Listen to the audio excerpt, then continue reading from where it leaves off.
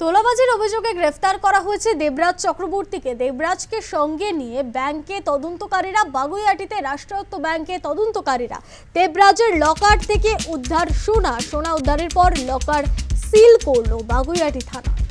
তোলাবাজির অভিযোগে গ্রেফতার করা হয়েছে দেবরাজ চক্রবর্তীকে। দেবরাজকে সঙ্গে নিয়ে এদিন ব্যাংকে গেল তদন্তকারীরা, রাষ্ট্রায়ত্ত ব্যাংকে, বাগুইআটির রাষ্ট্রায়ত্ত ব্যাংকে যায় তদন্তকারীরা। দেবরাজের লকার থেকে উদ্ধার করা হয়েছে সোনা উদ্ধারের পরেই লকার সিল করলো বাগুইআটি থানা।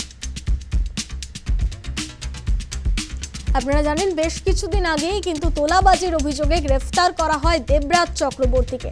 এবার দেবরাজকে সঙ্গে নিয়ে এদিন ব্যাংকে গেল তদন্তকারীরা, বাগুইআটির রাষ্ট্রায়ত্ত ব্যাংকে যান তদন্তকারীরা দেবরাজ চক্রবর্তীকে সঙ্গে নিয়ে।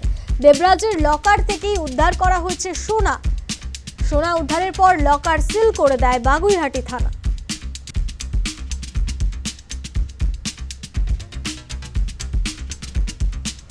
তোলাবাজির অভিযোগে আগেই গ্রেফতার করা হয়েছে দেবরাজ চক্রবর্তীকে। ফোনে রয়েছে প্রতিনিধি সন্তোষ ঠাকুর। সন্তোষ, দেবরাজ চক্রবর্তীকে সঙ্গে নিয়ে রাষ্ট্রায়ত্ত ব্যাংকে যান তদন্তকারীরা, সেখান থেকে সোনা উদ্ধারের পরেই লকার সিল করে দেওয়া হয় বাগুইআটি থানার তরফে। কি জানা যাচ্ছে?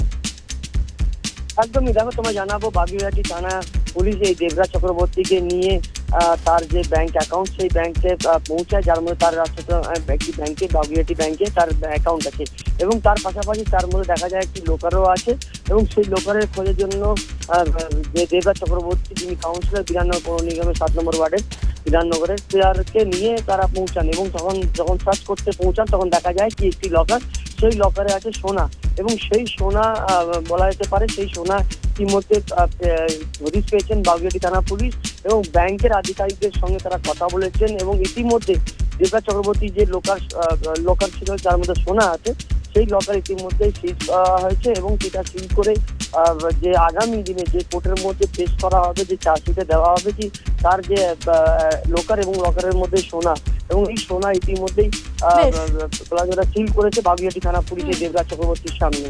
ধন্যবাদ সন্তোষ।